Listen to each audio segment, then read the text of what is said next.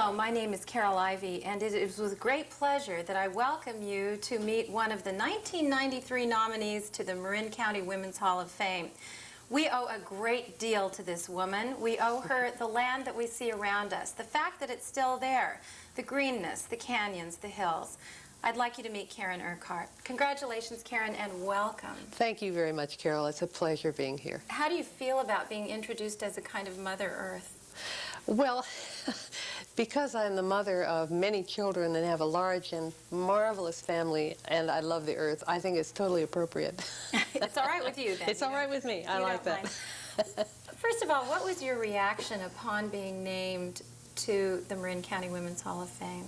It was a real thrill because I've lived in Marin County now for 48 years, and to be honored by the women of the county was really a wonderful thing, a place that I care very much about, the people that I care very much about. It was wonderful. I loved it. Your children were very vocal at the awards ceremony. Yes, they were. And I think one of the things that is very striking about you is that you did what you did. You have done so much work for all of us in Marin County, and yet you raised 7 children. How in the world did you do that? Well, you know, as I look back on it, I don't have any idea in the world. However, I do know that all of my organizational skills came from raising 7 children. It was a wonderful experience. If you put me in that position now, I don't think I could possibly handle it, but it was wonderful. You don't think you could today? No. You had more energy then. Well, yes, absolutely, and a different focus in our lives when we're raising our children. And now I have the grandchildren to play with, and the children, who are all adults, the youngest being 29, the oldest being 42, are friends. So we're all very close and have a lot of fun together. We play together, we sing together, and most all of them have carried on the love of the natural world that I have and that my parents had. Let's talk about that love. And you mentioned your parents, and before we started you mentioned that you camped a lot. Do you feel as if you got something from your parents? Was there a legacy there? I think so. I definitely think so. One of my earliest memories was as a little child in Oakland walking with my mother, and I would guess I was 2, 2.5, 3, and we used to take walks on a Sunday morning, and she used to point out all the flowers to me, and it was just kind of a communication with nature that was very special. And then at that time in my life and even later in life, we camped a lot as a family and did a lot of things up in the High Sierra, and nature was just always very important to me. I felt very closely related to it. What happened when you moved to this side of Mount Tamalpais? Was it, for most of us who live here, did it become a real special place? Well, it did. It did indeed, because when we moved to this side of Tamalpais, which was in 1948, there was a very special place that I loved very much. I went to high school in Mill Valley, which was 14 miles away, and we took the school bus, which we did in those days. And consequently, I did not have many peers to play with.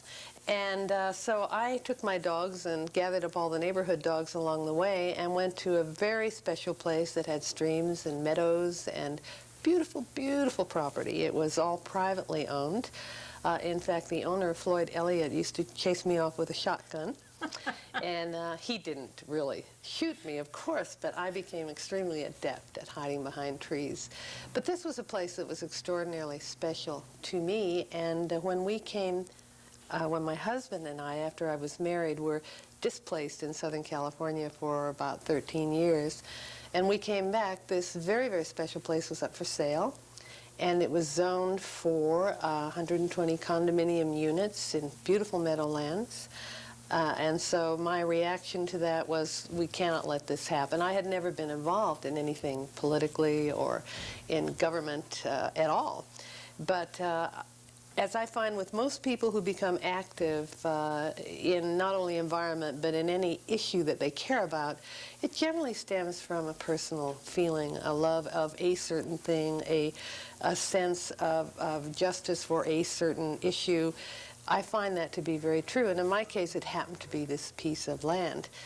And what happened was that after contacting the then mayor of Fairfax, this was 1971, the then city planning commissioner, Gloria Duncan, a previous Women's Hall of Fame recipient who's now one of my close friends, the then supervisor of the district, Pete Aragoni, the then executive director of the Marin Conservation League, a position I now hold. They told me to build a case for it. I showed everyone I could the property, took everyone on it, put a slideshow together, did all sorts of things like that. And to make a long story short, concurrently, the Marin County Open Space District Initiative was on the ballot. So quite obviously, I became involved in that effort. And this particular piece of property was the first major purchase of the Open Space District, and it is the Cascade Canyon Elliott Nature Preserve Open Space in Fairfax. Did you just say to yourself, this can't happen?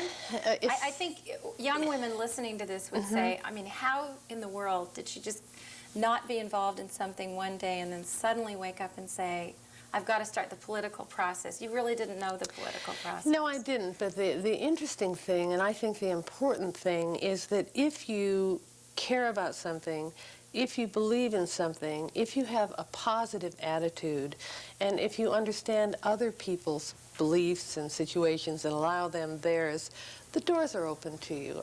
Every door I knocked on was open to me. It really, truly was. And my children were all in school. Obviously, the work that I did was generally when they were in school, and I was fortunate to be able to be home for them when they came home from school. And other work was done in the evening, but it was an incredibly important thing to me, like so many things are to so many women and men also.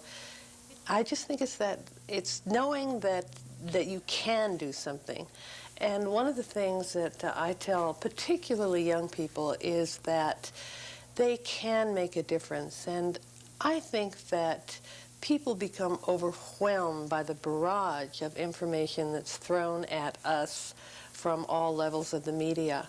I think that our young people in particular become overwhelmed with the enormitude of the problems facing the earth. And sometimes the tendency is to say, well, I can't do anything. I'm just a little tiny person, a little splash in this great big ocean.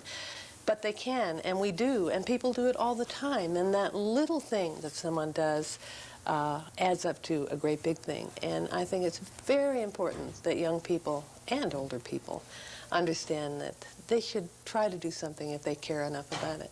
So. 1971 was still a time when women did not have a lot of political clout. That's true. What did you find when you were going to the people in power, whom I'm assuming mostly were men? How did they receive you, and how did you perhaps cut through some of those barriers of not having been politically involved, not being somebody they knew? Well, perhaps I was at an advantage because I wasn't politically involved. I don't know. I didn't find any barriers. I really didn't, and I truly understand that there are those barriers and that perhaps they face women more today than they did in 1971. Perhaps being, and I don't like to use this word, a pioneer of sorts, the barriers weren't up yet. I don't know. I really don't know, but I did not find that to be a problem. To this day, I do not find that to be a problem. Talk about your work with the Marin Conservation League a little and what your role really is there. Okay. I became involved, and I was asked to be on the board in 76 and then was its president 77, 78, 79 and became the executive director in 80. The League is not an issue-specific organization. It was founded by 4 very forward-thinking women back in 1934, and they were concerned about how the county was going to grow because the Golden Gate Bridge was being built. They knew it was going to grow, of course it was going to grow, but they were concerned about how it grew. So they hired a planner who really developed a county-wide plan for this county very similar to the one that we have today. And essentially they went about to protect Angel Island State Park, Mount Tamalpais, Samuel P. Taylor, Tomales Bay, the special lands that really are extraordinarily special, even in the Bay Area, and deserving of permanent protection. The League now is not in the land acquisition field, but it is involved with toxics and hazardous materials, wetlands, watershed, water in general, including the state and Marin County, lots and lots of different committees that we have that deal with certain issues. I have a 30-member board of directors, and we have several committees that are issues committees, and what happens is that a member or a non-member or someone will identify an issue of concern, whether it be a neighbor cutting down an oak tree that's 100 years old, or be it the threat of offshore oil drilling in the marine sanctuary. I mean, it goes from supposedly small to very large issues. And the committees deal with this, make a recommendation to the board.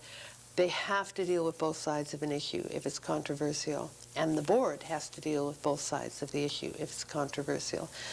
Because of this, the League can't take snap action very quickly, but it's very, very credible. And the homework has been done. I have a staff of 4 full-time equivalents.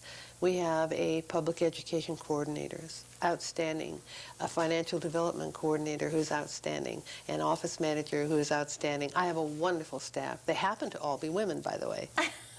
And they are really superb. And so essentially I represent the League in public.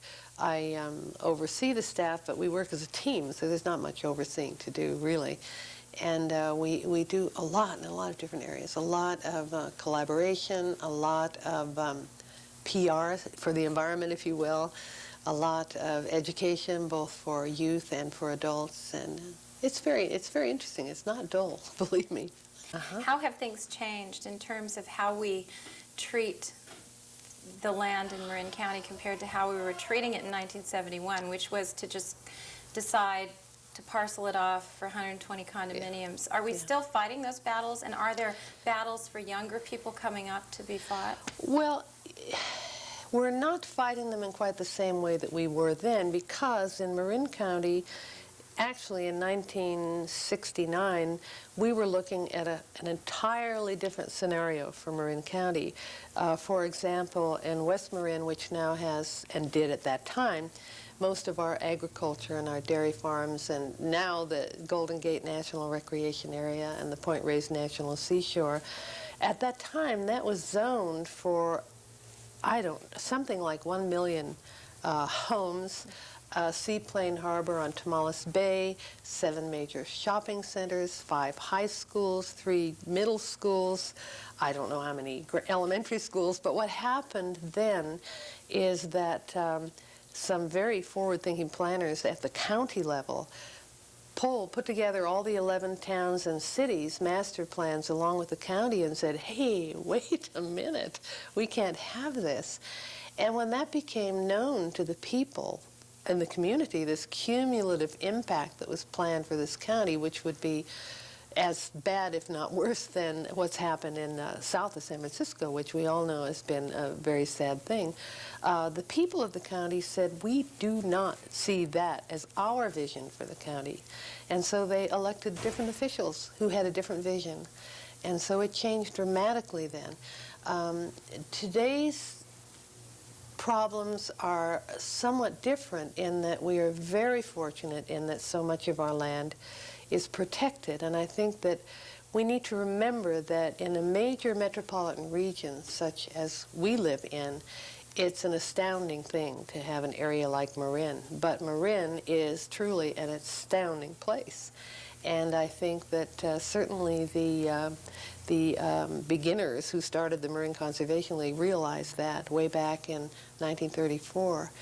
And so the problems are somewhat different. They're somewhat smaller in scale, but of course they're still there. For example, all of our agricultural lands, which are a very productive part in the 9 Bay Area region, our dairies produce 25% of the whole milk for the entire region. That is only as good as the zoning on the land. And so far, this county has been very, very protective of agriculture. But our agriculture, our 4th and 5th generation family farms, if the zoning fails on any given Tuesday at the Board of Supervisors, I have no fear of that now because they are strongly protective of agriculture. But that would mean we're looking at a whole different thing again. I don't think that this county would let that happen. But I think education and letting people understand those things is critically important. What do you do when you just run right butt up to a person who says, wait a minute, what about the economy? That's the old argument. How can you stop progress? Let's say there were a Cascade Canyon today, and somebody said, but we need jobs in Fairfax, and we want to build an industrial park here in this green belt. How do you approach it when they just come at you with that kind of force? I don't butt heads very often. I don't think it's productive. And I think that if you do your homework and if you have an affinity for people in general, and again, allowing them their particular point of view, I think there's a lot of things you can do behind the scenes. I think there's a lot of bridge building that you can do before you try to make your point. And I personally have not found that being a problem. And of course we're talking about being a woman, because this is the Women's Hall of Fame that we have been honored with. And it's, I think being a woman can be an incredible asset. And apart from the men in the room, I think women are wonderful, and I think they have a lot of very sensitive feelings, a lot of deep understanding, a lot of intuitiveness. That's not to say that men don't, but I think that being mothers and wives, we have a little on the up-hand side in that particular arena. I really happen to think that. But that's not that that should be flaunted. Again, it's not butting heads is how I work toward achieving goals. And in the case of a Cascade Canyon today, talking about environment and economy, I do not believe that those are mutually exclusive. I believe they're mutually dependent. I really, truly believe that. And I think as the environmental problems, which are becoming enormous, continue to become enormous, part of the economic thrust is going to be towards solving those problems in the environmental arena. And I know that's something that this particular administration has talked about, but I think that's it's true. I think it's really true. So I don't think it's one versus the other. I really don't. One of the programs that's exciting to me with the Marin Conservation League is we have a business and environment committee. And we put on quarterly business breakfast of interest to our business members. And we try to bring together diverse opinions. What I find is that you cannot always agree, and that's perfectly okay. But when you can agree and you go in to push an issue or advocate for any issue, I don't care what it's about, be it environment or social services or whatever, or arts or whatever, if you can come in with 3 incredibly diverse groups and advocate for the same position, there's tremendous power in that, great strength in that. So I'm by nature a collaborator. I guess that's how I survived having 7 kids. I think you're right. That's probably how they survived me. I think you're probably right, Karin.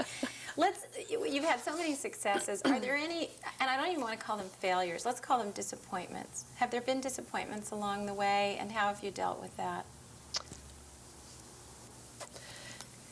It's funny, it's very hard to answer that question. Of course there have been, I guess, little disappointments, but my cup tends to be half full rather than half empty. That's just the way I am. I've been very fortunate in that I haven't had any major devastations in my life. My father passed away. That was difficult, of course. I had a severe bout with depression. That was difficult, of course.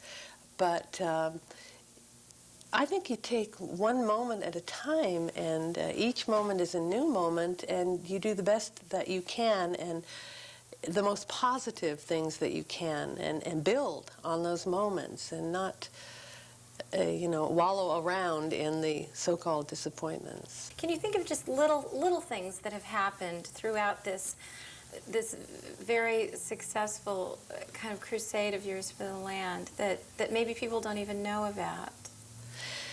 You know, there's so many things I can think of, and some of them tend not to be little things.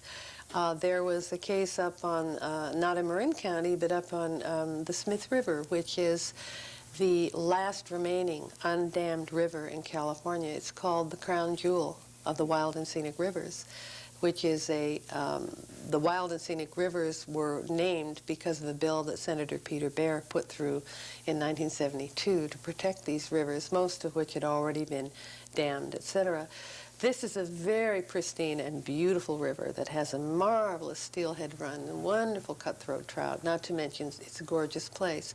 There was a mining project threatened from a Canadian mining firm on the North Fork of this river, which would have been incredibly damaging. And I guess the reason I talk about that is that it was about a 3-year effort of my organization and some of us very intimately involved with it, because the people up there cared very much, but they didn't have, coming from a very small place, the political clout that we had. And so we became involved with the Attorney General's office and with a lot of marvelous organizations, and the end result is that project was stopped, and that was a wonderful success. It really was. That's tremendous. Any of our watchers who know the Smith River can rest assured that it really is protected now. It's wonderful. You mentioned Senator Peter Bear, who I also am very familiar with, as somebody who, when you talk about mentors, can you talk a little bit about mentors along the way? Do you think he was one, and were there others? Absolutely, absolutely. Peter is still on our board of directors, and I'm fortunate to see him at least once a month, twice a month, because he's on our executive committee.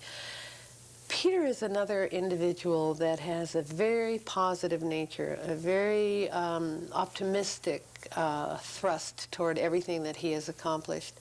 And as a matter of fact, when I was asked to be the president of the League back in 1976, Peter is the one I went to for advice. I didn't know him well then. He was still a senator, but I knew that the background and history of the League was very important, and I wasn't sure that I could do it. And I asked him point blank, I said, "Do you think that I can really do this?" And he said, "Of course you can do it." Many years later, he said, "I really didn't think you could do it." And you said, "Why didn't you tell me that?" No. But he's a marvelous mentor for so many people, a wonderful role model. He's he's a marvelously decent individual with a great deal of integrity, and I respect that. How about others? Your mother was very special to you. Yes, she still is very special to me. Not just for the nature walks, but talk a little bit about how your mother sort of led you down not just this path through the woods, but do you think she helped you get to where you are today in terms of your love for the land as well as other things? Oh, absolutely. No question about it at all. She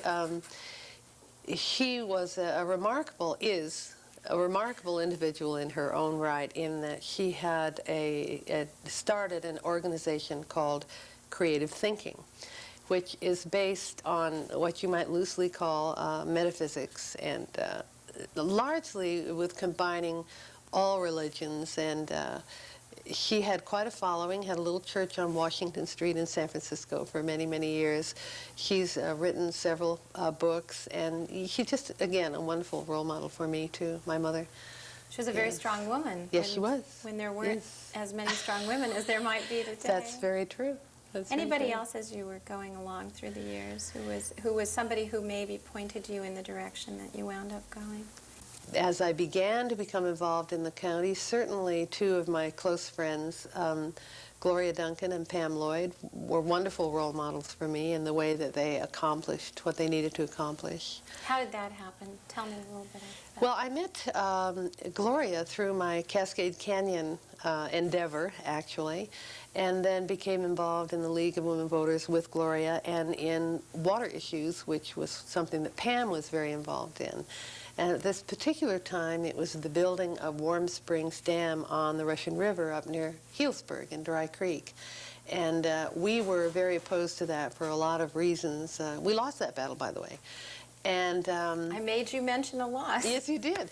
And but we became very close, so in a sense, we all won, because we gained some strong friendships and some wonderful peers and colleagues, and a lot of positive things from then on, actually. Do you have special projects that are kind of your,